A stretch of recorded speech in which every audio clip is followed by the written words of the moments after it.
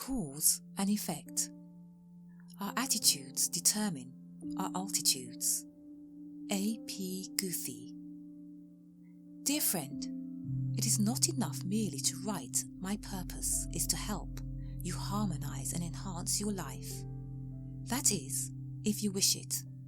And if so, please allow me to come into your thoughts daily by turning to these pages, even for a single idea, before beginning your silent time. For it is very much more effective if we can find a note of inspiration to lift our spirits as we fly away with that elusive bird called imagination.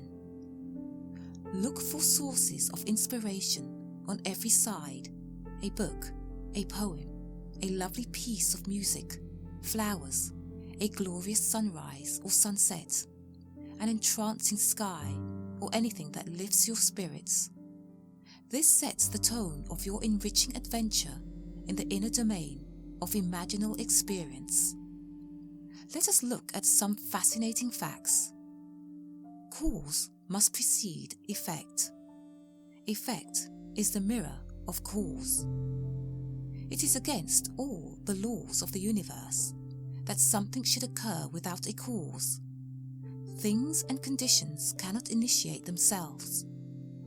All experiences and circumstances are objective effects of subjective causes. In our human condition, either knowingly or unknowingly, by commission or omission, we initiate the causes of our experience by our dominant thought patterns, beliefs, and attitudes. After becoming aware of the creative nature of our thoughts, I set about regrooming my own mental habits.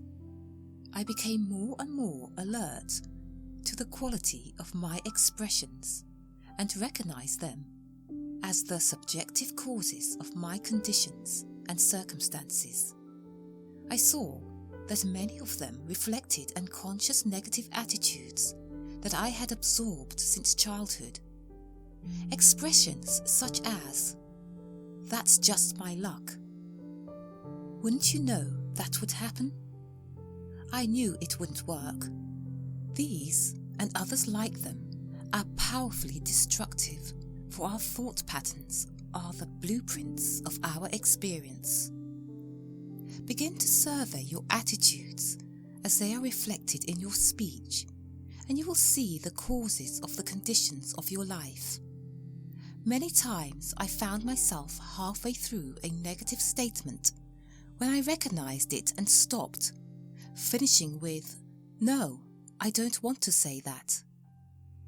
One lady said that when replacing her negatives with positives, as soon as she recognized the destructive element of her words, she quickly added "cancel" and reversed her remark. We must become conscious of our thoughts, attitudes, and speech habits before we can begin to replace them with those which will produce the desired effect. Even thought patterns to which we have been long conditioned can be revised within only a few weeks by becoming aware and alert to their quality. Any undesirable condition is a signal that we are sustaining it by the mental habits from which it derives its energy. Unless we change the cause, the effect will continue. Please do not try forcefully to stop a habit, for attention energizes its object.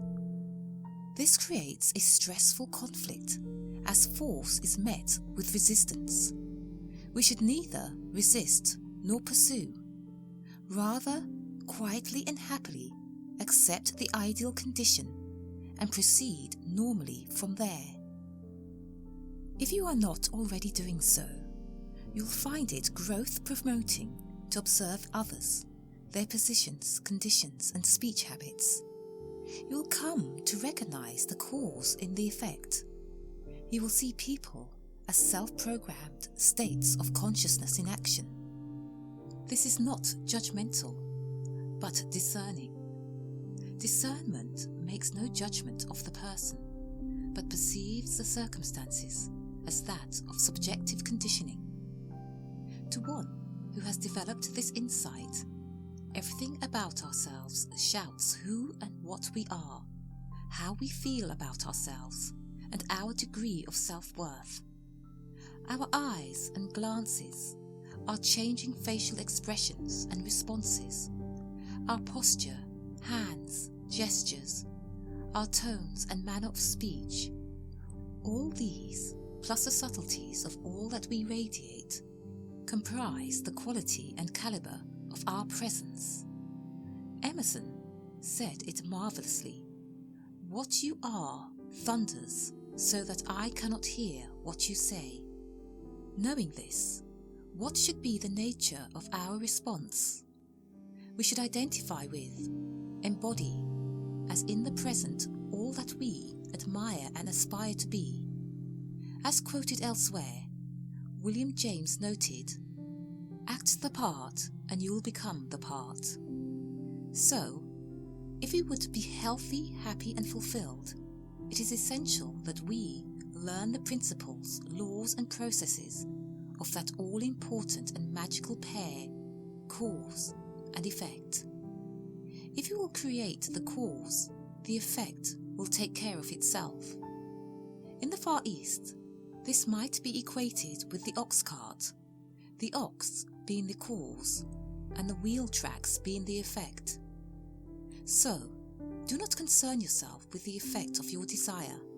Rather, be faithful to your daily practice and try to extend your self-identification and sense of fulfillment with all its joy to longer and longer periods throughout the day until your new role in life becomes permanently established. Are you ready, my friend, to take responsibility for the events and circumstances of your life? If not yet, you will come to see that we are self-made products of our own thoughts. And if there is anything we would change, it must begin with a change in our thoughts. Cause and effect equals reward and punishment. If our thoughts and actions promote life, harmony, greater knowledge, healthy progress, and prosperity, we are self-rewarded.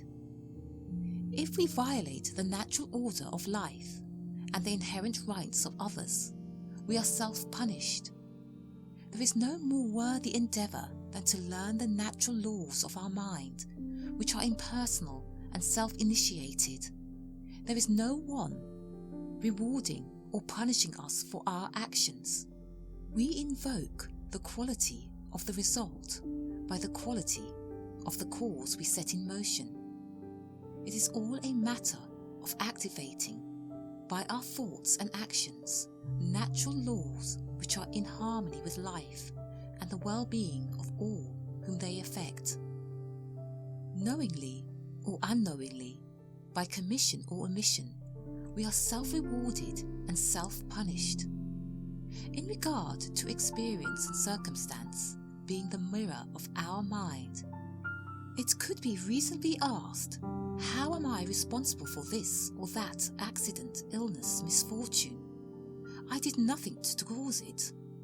The question is simple, but the answer complex, in that the cause is likely to be lost in a chain of domino effects concerning the influences of our inherited genes, our early and unconscious conditioning, and our own self-programming.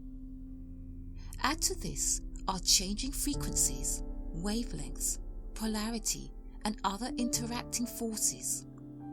All these create a predisposition toward that which is in harmony or in conflict with the natural order of life. This week, a scientific statement was released to the effect that the buildings in Mexico City, which were demolished in the recent earthquake, were in the same frequency as that of the earthquake. The others were untouched. Unless our lives are planned, organized, and moving directly toward our goals, we are weaving back and forth across the speeding freeway of life. We must have a purpose, a clearly defined project, and keep to our direction. If we don't know what we want or how to begin, we can still succeed very well with the following practice. It is simple, easy and powerfully creative. It takes very little time, but it must be done regularly, as in keeping the fire burning to keep the tea kettle boiling. First, we activate a desirable cause. Effect takes care of itself. Sit comfortably, relax, close your eyes. Number 1. Think of someone and visualize them in perfect harmony in every possible way.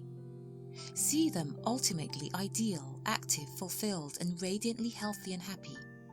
Hold this vision about 2 minutes. You have just made the highest possible gift, a portion of yourself. You have activated a beautiful and highly creative cause for another.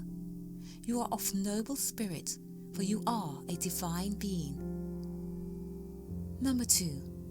In the silence of your mind, imagine that you are engaged in something undefined, but useful and beneficial to all whom it concerns. You are wonderfully enriched and fulfilled. Life is beautiful, and you feel marvelous in its free-flowing harmony. Hold 3 to 5 minutes. Practice night and morning the same 2 steps, and don't look for results. Assume they are present. Be happy, be light, and be smiling, and you will have much to smile about. I visualize you in the same ultimate ideal. If you think you can, or you think you can't, you are right. Henry Ford. End of this chapter.